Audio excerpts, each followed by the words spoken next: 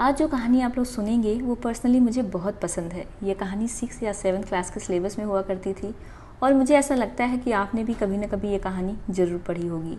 ये कहानी है बाबा भारती और डाकू खड़क सिंह की। जी हाँ, इस कहानी का नाम है हार की जीत और इसको लिखी है सुदर्शन जी ने। तो चलिए शुरू करते हैं आज की हमारी कहानी। और आपको ये कहानी कैसी लगती है कमेंट करके ज़रूर बताइएगा।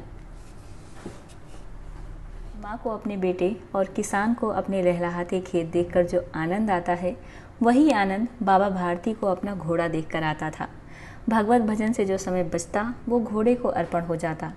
वो घोड़ा बड़ा सुंदर था, बड़ा बलवान। उसके जोड़ का घोड़ा सारे इलाके में न था। बाबा भारती उसे सुल्तान कहकर पुकारते, अपने हाथ से खरहरा करते, खुद दाना खिलाते और देख देख कर प्रसन्न होते थे। उन्होंने रुपया, माल, असबाब, जमीन आदि अपना सब कुछ छोड़ दिया था। यहाँ तक कि उन्हें नगर के जीवन से भी घृणा थी। अब गांव के बाहर एक छोटे से मंदिर में रहते और भगवान का भजन करते। मैं सुल्तान के बिना नहीं रह सकूंगा। उन्हें ऐसी भ्रांति सी हो गई थी। वे उसकी चाल पर लट्टू थे। कहते, ऐसे चलता है जैसे मोर घटा को देखकर नाच रहा हो। जब तक संध्या समय सुल्तान पर चढ़कर 8-10 मील का चक्कर न लगा लेते उन्हें चैन न आता। खड़क सिंह उस इलाके का प्रसिद्ध डाकू था। लोग उसका नाम सुनकर कांपते थे। होते होते सुल्तान की कीर्ति उसके कानों तक भी पहुंची। उसका हृदय उसे देखने के लिए अधीर हो उठा। वो एक दिन दोपहर के समय बाबा भारती के पास पहुंचा और नमस्कार करके बैठ गया। बाबा भारती ने पूछा, खड़क सिंह क्या हाल है? खड़क सिंह ने सिर झुकाकर उत्तर दिया, आपकी दया है। कहो इधर कैसे आ गए? खड़क सिंह, सुल्तान की चाह खींच लाई। बाबा, विचित्र जानवर है, देखोगे तो प्रसन्न हो जाओगे। खड़क सिंह, मैंने भी बड़ी प्रशंसा सुनी है। बाबा, उसकी चाल तुम्हारा मन मोह लेगी। खड़क सिंह, कहते हैं देखने में भी बहुत सुंदर है। बाबा ने जवाब दिया, क्या कहना, जो उसे एक बार देख लेता है उसके हृदय पर उसकी छवि अंकित हो जाती है। खड़क सिंह, बहुत दिनों से अभिलाषा थी, आज उपस्थित हो सका हूँ। बाबा भारती और खड़क सिंह अस्तबल में पहुंचे। बाबा ने घोड़ा दिखाया घमंड से। खड़क सिंह ने देखा आश्चर्य से। उसने सैकड़ों घोड़े देखे थे, परंतु ऐसा बांका घोड़ा उसकी आंखों से कभी न गुजरा था। सोचने लगा, भाग्य की बात है, ऐसा घोड़ा खड़क सिंह के पास होना चाहिए था। इस साधु को ऐसी चीज़ों से क्या लाभ? कुछ देर तक आश्चर्य से चुपचाप खड़ा रहा। इसके पश्चात उसके हृदय में हलचल होने लगी। बालकों किसी अधीरता से बोला, परंतु बाबा जी, इसकी चाल न देखी तो क्या देखा? दूसरे के मुख से सुल्तान की प्रशंसा सुनने के लिए उनका हृदय अधीर हो उठा। घोड़े को खोलकर बाहर लाए। घोड़ा वायु के वेग में उड़ने लगा। उसकी चाल को देखकर खड़क सिंह के हृदय पर सांप लौट गया। वो डाकू था और जो वस्तु उसे पसंद आ जाए उस पर अपना अधिकार समझता था। उसके पास बाहुबल था और आदमी भी। जाते जाते उसने कहा, बाबा जी, मैं ये घोड़ा आपके पास न रहने दूंगा। बाबा भारती डर गए। अब उन्हें रात को नींद न आती थी। सारी रात अस्तबल की रखवाली में कटने लगी। प्रतिक्षण खड़क सिंह का भय रहने लगा, परंतु कई मास बीत गए और वो ना आया। यहाँ तक कि बाबा भारती कुछ असावधान हो गए और इस भय को स्वप्न के भय की नाई मिथ्या समझने लगे। संध्या का समय था। बाबा भारती सुल्तान की पीठ पर सवार होकर घूमने जा रहे थे। इस समय उनकी आंखों में चमक थी, मुख पर प्रसन्नता थी। कभी घोड़े के शरीर को देखते, कभी उसके रंग को, और मन में फूले न समाते। सहसा एक ओर से आवाज़ आई, ओ बाबा, इस कंगले के भी सुनते जाना। आवाज़ में करुणा थी। बाबा ने घोड़े को रोक लिया। देखा एक अपाहिज वृक्ष की छाया में पड़ा कराह रहा है। बोले, क्यों, तुम्हें क्या कष्ट है? अपाहिज ने हाथ जोड़कर कहा, बाबा, मैं दुखियारा हूँ, मुझ पर दया करो। रामावाला यहाँ से 3 मील है, मुझे वहाँ जाना है। घोड़े पर चढ़ा लो, परमात्मा भला करेगा। बाबा ने पूछा, वहाँ तुम्हारा कौन है? दुर्गा दत्त वैद्य का नाम तो आपने सुना होगा, मैं उनका सौतेला भाई हूँ।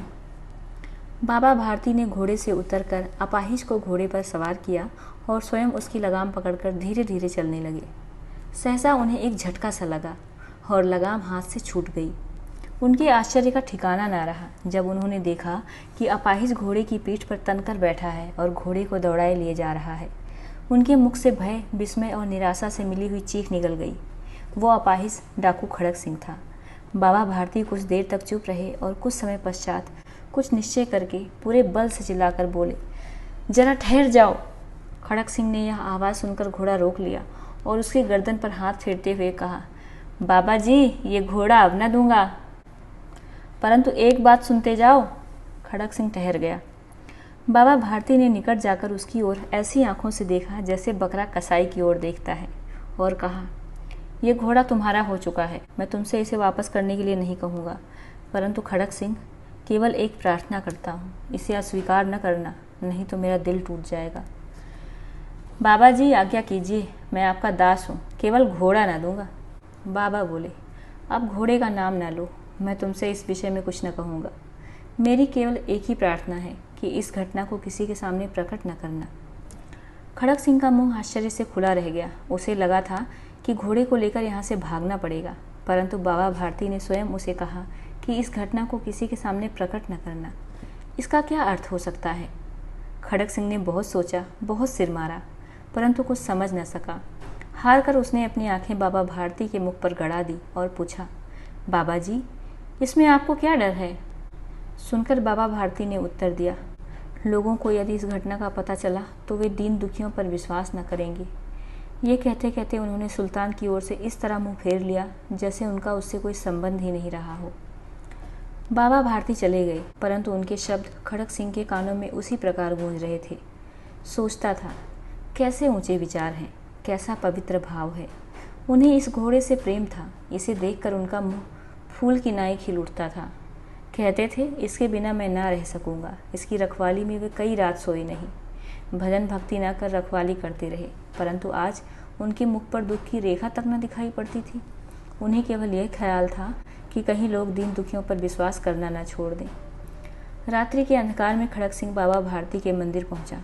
चारों ओर सन्नाटा था। आकाश में तारे टिमटिमा रहे थे। थोड़ी दूर गांव के कुत्ते भौंक रहे थे। मंदिर के अंदर कोई शब्द सुनाई न देता था। खड़क सिंह सुल्तान की बाग पकड़े हुए था। वो धीरे धीरे अस्तबल के फाटक पर पहुंचा। फाटक खुला पड़ा था।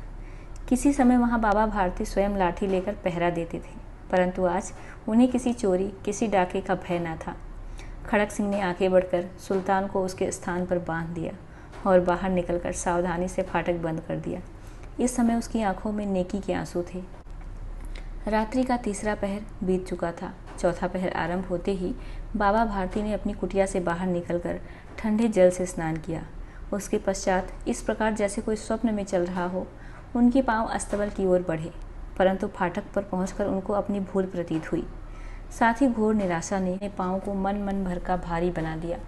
वह वहीं रुक गई। घोड़े ने अपने स्वामी के पांव की चाप को पहचान लिया और जोर से हिनहिनाया। अब बाबा भारती आश्चर्य और प्रसन्नता से दौड़ते हुए अंदर घुसे और अपने प्यारे घोड़े के गले से लिपटकर इस प्रकार रोने लगे, मानो कोई पिता बहुत दिन से बिछड़े हुए पुत्र से मिल रहा हो।